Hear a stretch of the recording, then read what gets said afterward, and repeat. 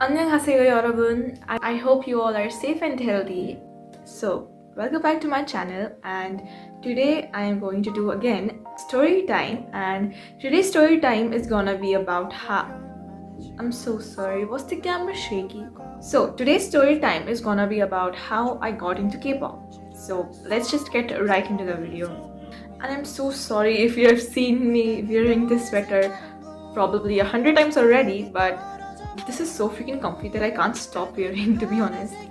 So I actually got into K-pop in 2017, and like in 2017 I was getting slowly into Korean dramas, and I was not really that much into K-pop. Like I just was not at all into K-pop. So the only song I knew, like Korean music, I knew was Gangnam Style and All I Wanna Do by J Park.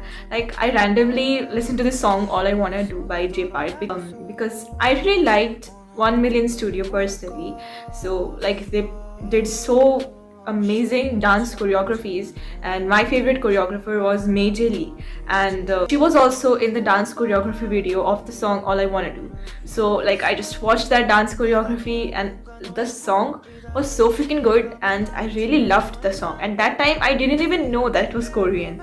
So one of my friends, like she lives near my house, we two were playing together one day, and in evening time, so she just like randomly asked me, because I was like continuously telling her to watch Korean dramas, and I was like talking to her saying that how good Korean dramas are, you should really watch it, like you have to watch it. And then she suddenly asked me that are you into K-pop, like have you heard of BTS? And I was like no, what? Who is BTS? What is BTS? I don't know. And I just said, nah, I'm not that much into those things because I didn't even know what it was. So she just told me that a lot of my friends are into K-pop, into BTS, like BTS especially, like only BTS, because at that time K-pop wasn't really like such a big thing. So, and I just said that okay, I will try it, maybe I'll see. Then like after 2 to 3 days, I don't know what the hell came in my mind. I just like opened YouTube and just searched BTS, and then listened to the song DNA. And to be very honest, I wasn't really like, oh, what? This song is so good. No. My reaction was not at all like this. I was just like, this is something unique. Maybe I can listen to it once more. And like I kept listening to it more and more. And then like I really loved that Jungkook's part where he's wearing the blue shirt, and I was just like, who is this guy? Jungkook and Jin. Like in the second half part of DNA, I was like, who is this Jungkook guy and who is this Jin guy? I mean, I didn't know their names. I just wanted to know who these guys are. So I just searched up in Google their profiles, and then I came to know about them, and I was like, okay, they are good. And then I listened to a few more songs. Like slowly I got to know them. I listened to DNA, then I listened to Save Me, and of course I didn't listen to all of these songs at once.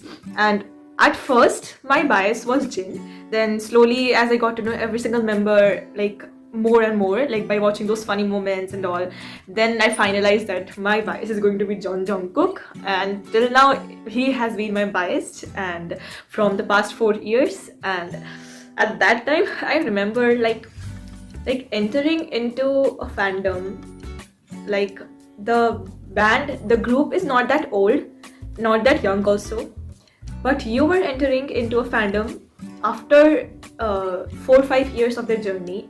Like it was like 3 years, 4 years after their journey. So like being a baby army was really exciting, to be honest, like very very exciting. And honestly speaking, 2017 and 2018, these 2 years were probably the best years of my life till now, because I had discovered BTS at that time. Like people who don't know about K-pop and BTS, they won't understand how can such a thing affect our life, right? So yeah, like it was a really exciting part of my life. I used to run BTS episodes every single day, like from the first episode till the last episode it had. And like I used to binge watch them. I even used to watch their all the V lives, especially Jungkook's lives, because yeah, he was my bias.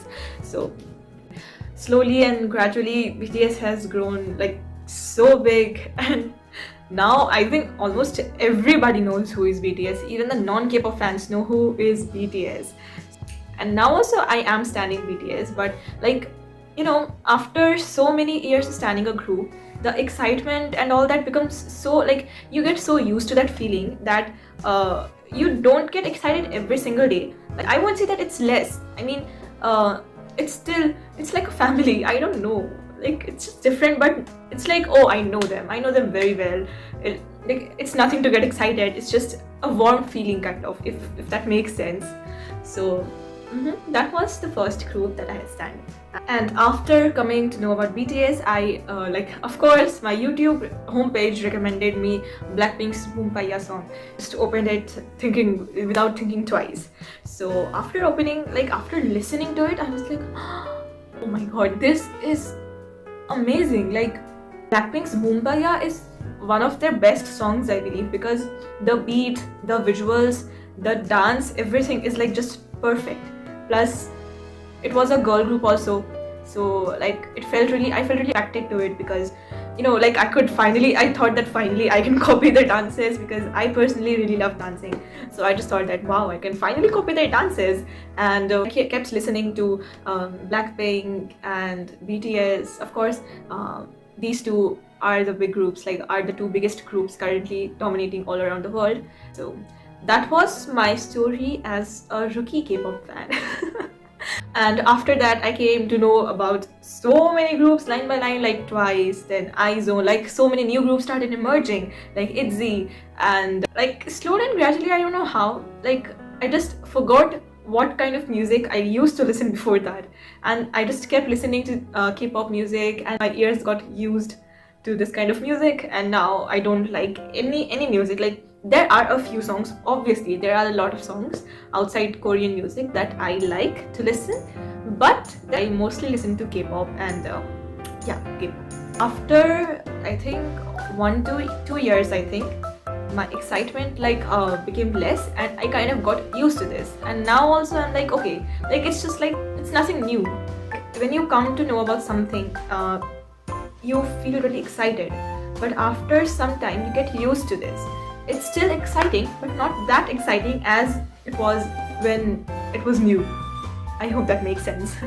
So now also I keep listening to Korean music, and I like Korean music a lot, of course. And I stand a lot of groups like ITZY, IZONE, ENHYPEN, which has recently debuted, Tomorrow by Together. And as I had said in my previous video, that I stan girl groups more than boy groups. So there are a lot of girl groups. Even there are a lot of solo artists like Jongha, Taemin, then G-idol, Mamamoo. I used to stan Wanna1. Like, Wanna1 was such a good band. Like, I really loved that group. But unfortunately, they disbanded really soon. In fact, like I was, in fact, very new to the fandom. And after a few months of me entering the fandom, the group disbanded, which is, of course, a very sad thing. I still wish that they were there for a few more months. But anyways, so there are still a lot of groups emerging nowadays. Like, even the Belift Lab audition is going on for a female K-pop group. And I'm really excited for that one, actually, because, biggest first girl group. So I think it's going to be big. Yeah, that was my story of how I got into K-pop. And honestly speaking, after watching K-pop, Korean dramas, like, I came to know a lot about South Korea in general, like the Korean culture. I think this is a very natural thing to happen, because I have noticed this. A lot of my fans who love One Direction, like, they also know the culture of their home countries, like the members of the group's home countries' culture. They know like everything about that. So I think that is a natural thing to happen when you like love a celebrity, or like a band, a group. Like, it can be any celebrity basically. But yeah, it does happen. And after watching them for so many years, like BTS and all the other groups, and the reality shows, like, the variety shows that they do, and then the Korean dramas. So after watching all these, I think it's very natural to pick up the small gestures, expressions like 대박, omo, 예뻐, 어떡해. And I think thus there is a thing that they do called 애교. I think that is also a thing which is very natural to pick up, because like we are continuously watching those things happening like in front of our eyes. So it's very natural to pick up these things. Like we pick up what we watch, and I think there is nothing weird when, like, there are people who find it cringy and weird when foreigners do, like, you know, like aegyo, then use these foreign words. But I think there's nothing really weird about that, because it's a very natural thing to happen. If you like a British group, you will pick up their gestures, you will pick up their expressions. It's very natural. So I really don't know why people find this weird. Anyways, that was it for today's video, and I hope that you all liked the video and found it relatable. And do subscribe to my channel for more K-pop related content like this. And do comment down below if you want like any specific kind of videos about K-pop, Korea, anything. See you soon in my next video. Annyeong!